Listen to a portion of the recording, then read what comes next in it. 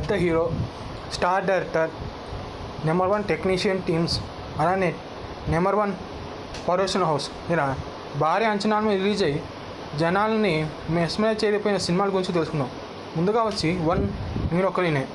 సుకుమార్ డైరెక్టర్గా 14 పతాకంపై మహేష్ బాబు హీరోగా వచ్చిన ఈ సినిమా ఇంతకుముందు లేని హైప్స్ని క్రియేట్ చేసిన తర్వాత మొదటిదేనే ఫ్లాప్ టాక్తో నిలిచి మహేష్ బాబు కెరీర్లో డిజాస్టర్గా నిలిచింది. కానీ తర్వాత అది టీవీలో మాత్రం ఒక ట్రెండ్ సెట్టర్గా నిలిచింది. తర్వాత వచ్చి పైసా వసూల్.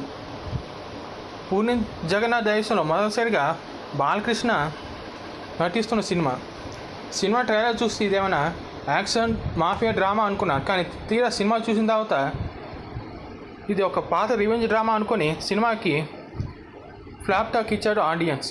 ఇందులో శ్రియ హీరోయిన్. తర్వాత వచ్చి స్పైడర్. వైవిధ్యమైన కథలకి పెట్టింది పేరు ఏఆర్ మురుగదాస్. అలాంటి ఏఆర్ మురుగదాసు స్పైడర్ అలాంటి సినిమా తీసానని ఊహించుకోం. ట్రైలర్ టీజర్ చూసి ఎన్నో భారీ అంచనాలు ఉన్న తర్వాత సినిమా ఫ్లాప్గా నిలిచింది.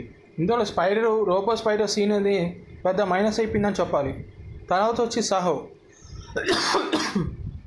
బాహుబలి 2 వంటి భారీ హిట్ తర్వాత వస్తున్న మొదటి సినిమా కావడంతో ప్రపంచవ్యాప్తంగా చాలా భారీ అంచనాలు ఉన్నాయి. అలాంటి అంచనాల మీదే రిలీజ్ అయ్యి జనాల్ని మిస్లీడ్ చేసి ఫ్లాప్గా నిలిచిన సాహో. ఇందులో ప్రభాస్ లుక్స్కి యాక్షన్కి మంచి పేరు వచ్చిందని చెప్పాలి. ఇది కథలో మోసం చేయడంతో ఈ సినిమా ఫ్లాప్ నిలిచింది. తర్వాత వచ్చి లింగ. రజనీకాంత్ డైరెక్షన్లో కెఎస్ రవికుమార్ దర్శకత్వం రజనీకాంత్ హీరో నటించిన సినిమా లింగ.